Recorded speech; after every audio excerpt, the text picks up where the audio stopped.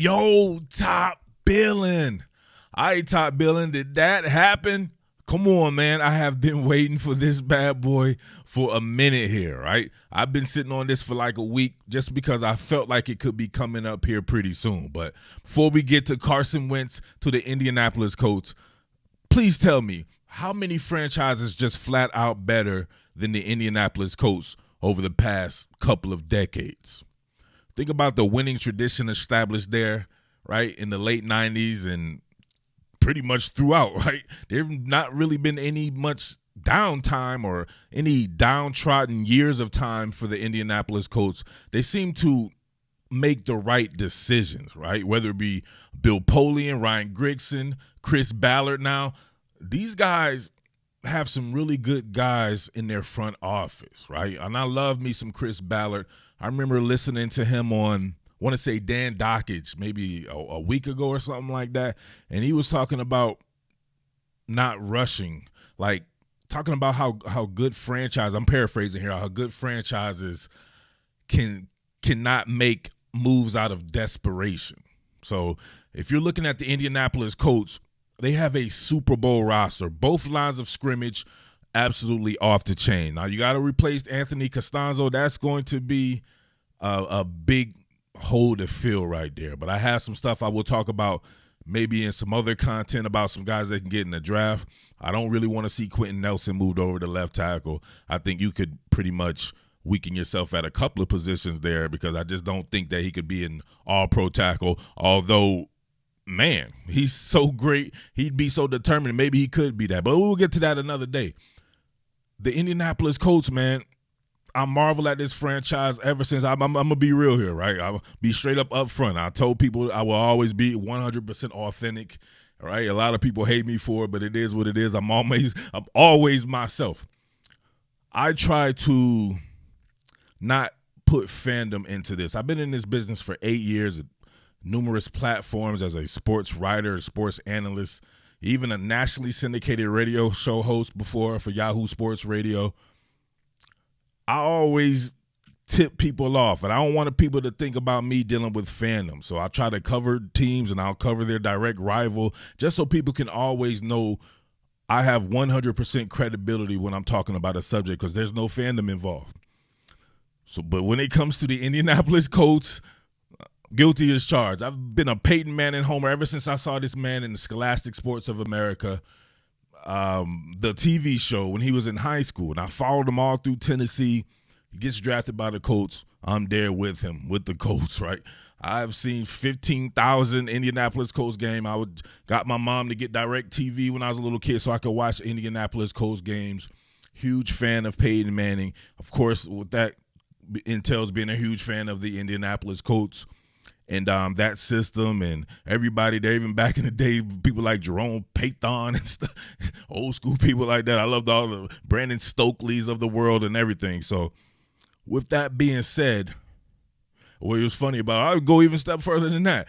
So then, right, they jettison my favorite player, and I'm salty. But then they come and grab my favorite player of the following generation in Andrew Luck. Huge Andrew Luck guy as well. So I'm like, man, I can't get away from it. The Colts will be forever. Now look at them. They go out and get Carson Wentz for relatively peanuts. Now, people are going to come in here and say that Carson Wentz is a broken man. At least the people who do find this, right? I don't have an Indianapolis Colts fan base as of yet. I'll work on that. But if anybody sees this, going to be some Eagles fans. They're going to come and say he's a broken man. So I'll get into a little bit of a film study here, and I'll show you why Carson Wentz is not a broken man. It was a broken season and a broken system in Philadelphia. He will be just fine under Frank Reich and Marcus Brady and these guys in that particular system right there. In Lucas Oil Stadium, delivering the rock, he will be just fine. But Carson Wentz for peanuts, you go out and get your franchise quarterback, you're Chris Ballard, you're making moves like that. The cap space, the draft capital, picking with the 21st pick and everything. You can go and dedicate that now to some offensive linemen.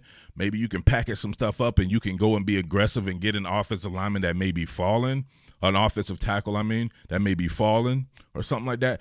You just don't have to be one of these teams and these franchises that I see all around the league where people are like, gotta have it. I gotta have it right now. Gotta have it. And you reach and make mistakes.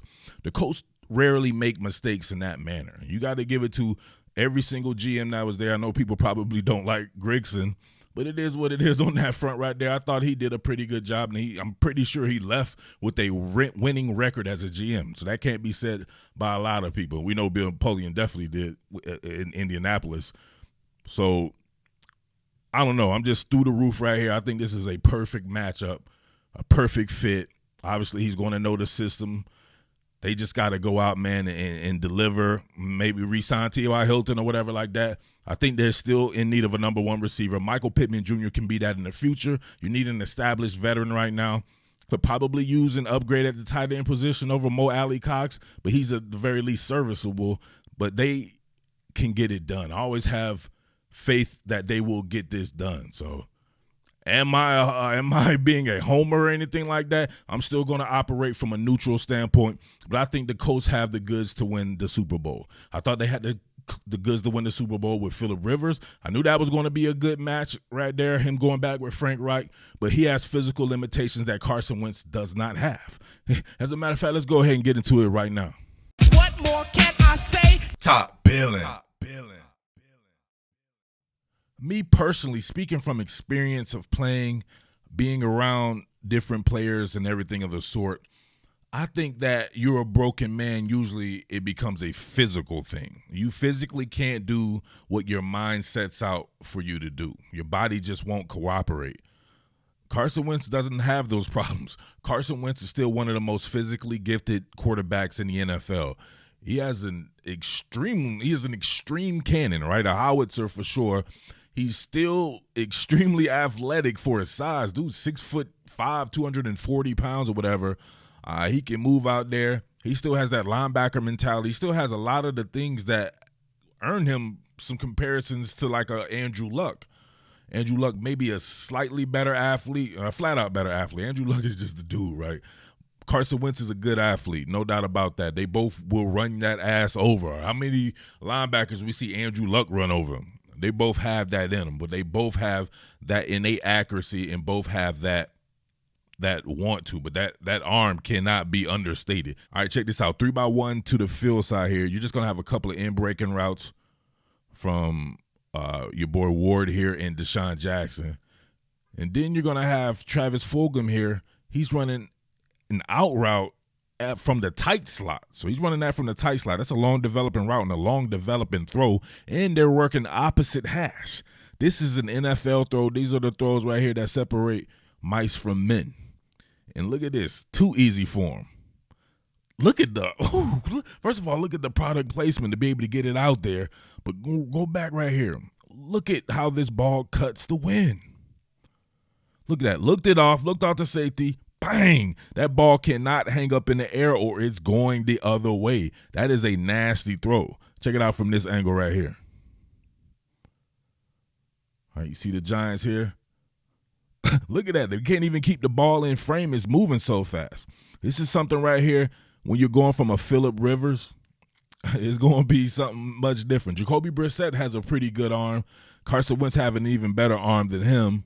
But you can see right here on the pool, obviously, his offensive line was horrific. Now, that doesn't absolve him from anything. He still had a bad year himself. It was a combination of a lot of the things. Poor talent around him, poor offensive line, poor play from Carson Wentz, bad decisions. But look at that. I can't even keep the damn thing in frame here. That is a throw for your ass. He can push the ball down the field. Michael Pittman will become even better.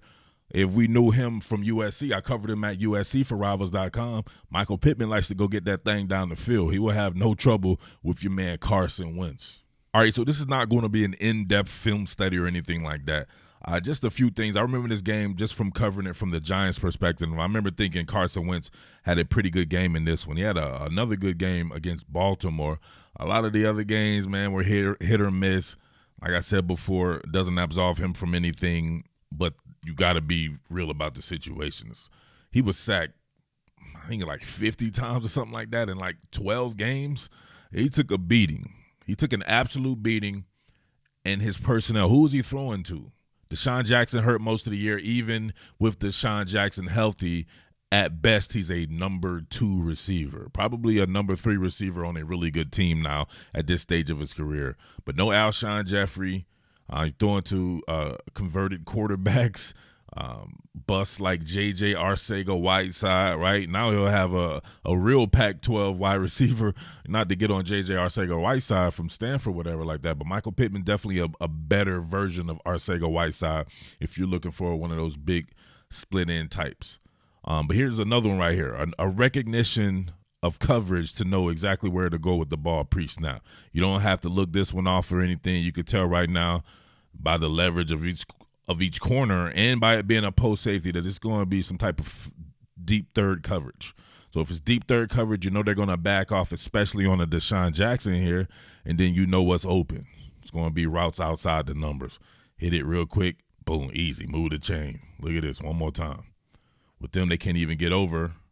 Look at that. You can't get over there because he's just throwing the ball is just humming like that. This dude's the type that breaks some fingers or something like that. If you ever caught balls from guys who can really throw it. Colts have another guy like that in Jacob Eason, but I don't know where the ball's going when it leaves his hand. He's not that accurate, and I don't think he can read defenses that well. But that's just me covering him when he was at Georgia. So maybe he got a little bit better at Washington, but I don't know. If I'm them, you got to resign Jacoby Brissett. If not, you got to look in the draft, man. And I got the perfect guy for that. But we can talk about that another time. Kyle Trask. Athleticism is still there. We see here it was a 4th and 1 on this one. Go through his progressions real quick. Not there. Get upfield. Do your thing. Right? Got a big man like that who can move. Look at that. You can see him right here. Going through his progressions.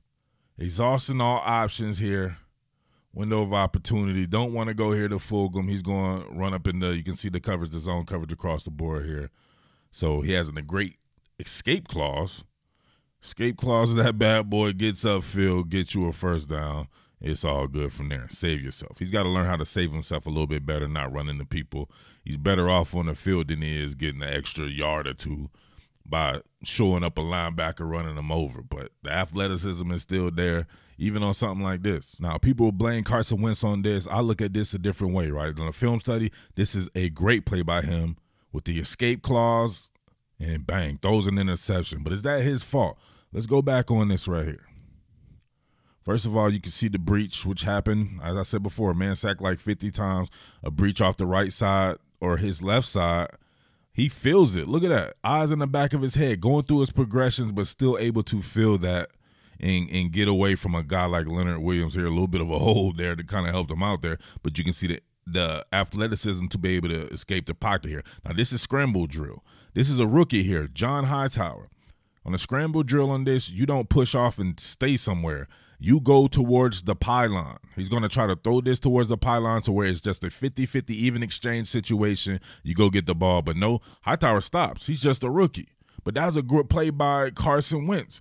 A veteran like Alshon Jeffrey or somebody like that, maybe that's a touchdown at the very least. It's incomplete. But this is a great job and great athleticism here. And look at the throw. But look at what I showed you what Hightower did. And James Bradbury gets the separation, goes up, gets the interception. That's not on Carson Wentz. But, of course, people are not going to see that there because, right, when they want to hate you, they're just going to want to hate you. The shit was just done, man. He didn't win the Super Bowl there. Somebody else won the Super Bowl. It's all kind of things that go through my mind with that. It would be almost like somebody had a kid with your wife and you couldn't have a kid with her or something like that. It's just broken. But in Indianapolis, man, it is a perfect fit. Don't sleep on this one right here, man. You better not sleep. And this kid's just 28 years old. He could be in Indy for another 7 years. Easily. This is good. You should get hyped about this one. All right, last sequence here. You get eye manipulation from Carson Wentz. Still doing the nuances of a game. Slice route from the tight end. Bang. Nasty. And then finish it off with a poorly executed read option there, but really not on him right there. For some odd reason, the back cuts back like it's a counter run, gets in front of Carson Wentz, but it doesn't matter. He's handing out stool softeners. Can't tackle that man. No little DBs and stuff like that going to be able to tackle that man. So see right there, Boston Scott, I'm not sure what he's doing right there. It's not a counter run, but Carson stays on his feet and gets himself a touchdown there. So, all right, I'll have a much more in-depth film study a little bit down the road there. There's some other things that I want to get to with this particular team here, but I'm excited about this particular move. I know a lot of people are going to poo-poo on it. Too many sheeple out there in social media and people watching football. I wish football wasn't popular, man, so you can leave that shit to the real football heads and for people who can see things for what it's worth. Not every situation is created equal. I think this guy is going to have a very good time in Indianapolis. And if not, man, you got to it's Indianapolis. They're going to have a counter move to that as well, to where they're not going to be down. It is what it is. They're not going to waste a Super Bowl roster, and getting Carson Wentz is a great. I'm going to go to hedge my bets here. It's a good road to success right now. I think it can be a great road just because of the infrastructure of this particular franchise here. The coaching staff, the GM, I think they'll come out on top with this one. So they will give themselves a fighting chance at the very least. But it's your boy Murph, the Underground King. Indianapolis Colts fans, tell your friend to tell a friend that this top billing is where it's at here.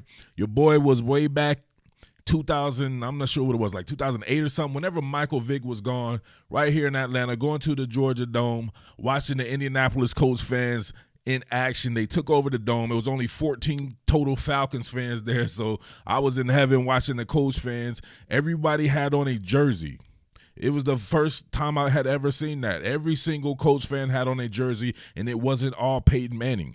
It was all kinds of people on the team, Jeff Saturday jerseys and shit like that. You know damn well they ain't make no Jeff Saturday jersey, but everybody had them shits as well as everybody else. And when Peyton Manning and them guys, Reggie Wayne and Marvin Harrison and these guys were on offense, everybody shut the hell up.